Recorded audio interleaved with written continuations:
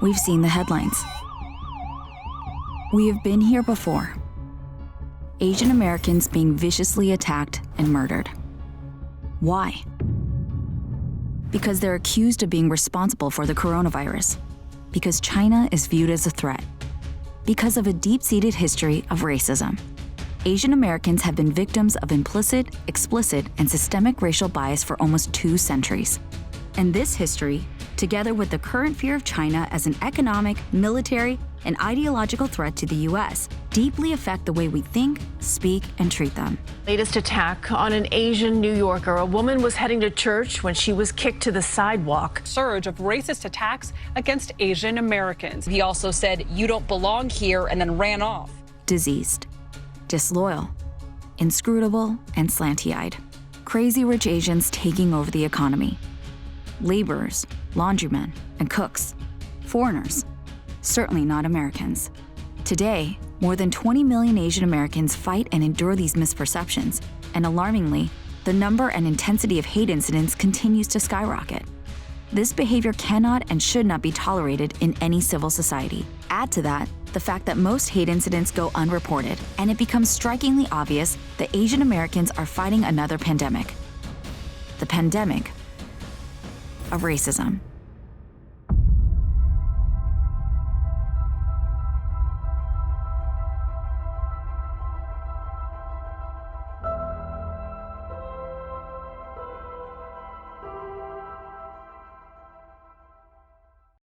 So why is this going on? First, we need to examine one root cause of this, which we find deep in our own minds: the idea of bias. Bias can be implicit or unconscious, explicit or conscious. Whether we like it or not, we all carry biases. Some are harmless, others can be damaging and deadly. For example, we unknowingly have an immediate reaction to seeing an Asian man or woman. Is it positive or negative?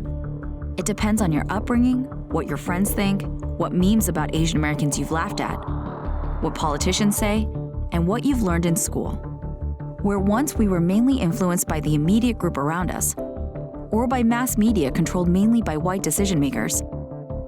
Today, our perceptions are also supercharged by thousands of interactions on social media. Algorithms running on our most popular platforms create giant echo chambers, reinforcing existing biases, stereotypes, and prejudices, and creating new ones. Biases are now explicit. It is in our face every day. Fueled by government rhetoric, they have been unleashed as being okay. I can name Kung Flu. This is racism pure and simple, and it has led to insults, injuries, and death, all based on ignorance, prejudice, and hate. Where did all this xenophobia come from? And why was it unleashed?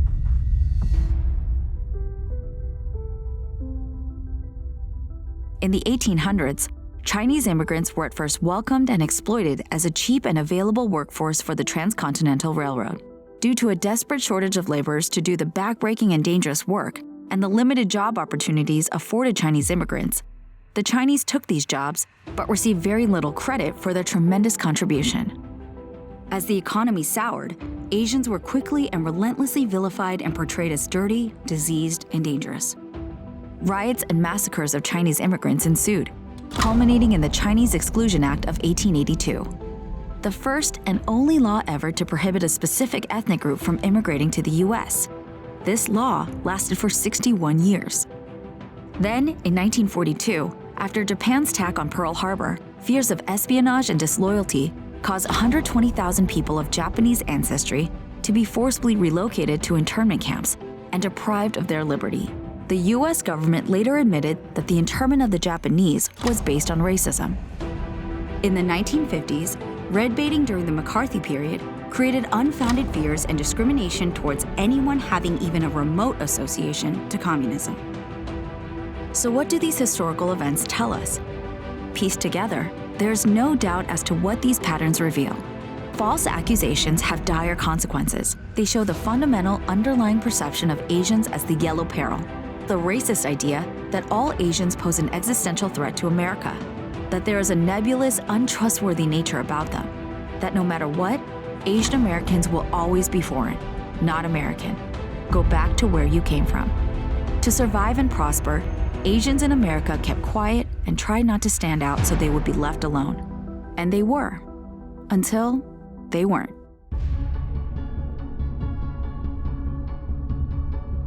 In the 1960s, a tinderbox of rage and oppression towards African Americans finally reached a tipping point, and the civil rights movement exploded onto the national scene. Faced with accusations of institutional racism, white mainstream America, with the government offering unofficial support, scrambled and pointed to the Asians. See, look at this minority group doing just fine in American society. They're successful, but more importantly, quiet and compliant. Can't you be like them? Asian Americans, especially East Asians, were branded the model minority. They were deceptively held up as the example for other races being discriminated against.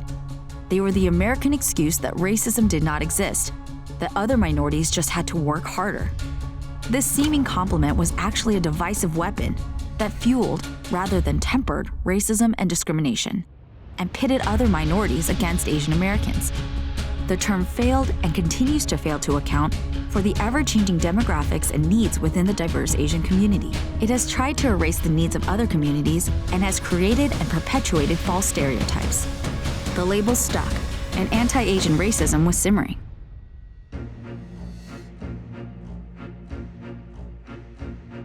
Today, with China becoming an economic and political power, the answer has been to play the same card by profiling Chinese people as a threat to American society and is demonizing China as a whole-of-society threat to mainstream America. COVID-19 was purposefully racialized for political purposes, resulting in scapegoating and discrimination against Asian Americans. Yellow peril never went away. It just laid dormant and now has reemerged due to the current ills in our country, and we are witnessing its disturbing and deadly effects. Fact is, in 2020, the U.S. Department of Homeland Security stated that the biggest internal threat over any other threats to America were white supremacy groups. This toxic stew of hate and racism is now boiling. Asian Americans are falsely being viewed as a proxy for China because they are easy targets to take out one's fear, anger, and frustrations. Hate and racism has shaped America's past, and we must not let it shape our future, because America is a nation made up of immigrants and their sons and daughters. Hard work and innovation made this country great, because America stands for a land of opportunity and hope, not of xenophobia and racism. Where all men and women are created equal, one nation, under God, indivisible, with liberty and justice for all. Because a harm against any one of us is a harm against all of us. Today, the foundations of American democracy are being shaken due to racism. For the good of the country, we must stand together against hate and racism. For the good of the country, we must rediscover our moral compass. Asian Americans, a term that encompasses more than 20 distinct ethnic groups, each with its own rich history and culture, have the right to participate equitably in our society. Asian Americans, just like every other minority group, are loyal Americans and not foreigners. They make up part of the unique mosaic and strength of the American landscape. Asian Americans have the same rights as all other Americans. This is the foundation of America, the American dream, America's strength. Here's how you can make America stronger. 1. At the most fundamental level, each of us must recognize and examine our own biases, find out where they came from, and whether they need to change. 2. We must all step out of our comfort zones to learn about different cultures. Have conversations with different people, in your neighborhood, at work, at play. Because familiarity dispels fear and builds friendships. 3. We must no longer be innocent bystanders, but get involved in building a stronger community. And 4, we must participate in our cherished democratic process of voting for people who will fight for social justice and against systemic racism. There's plenty of work to be done, plenty of hate to wash away. So let's step up our efforts, because together, we have the power to right our own ship. Let's create impact together. Visit 1990 Institute's website to find out more about what you can do. Stay informed and stay engaged. Subscribe to our newsletters, video channel, and follow us on social media.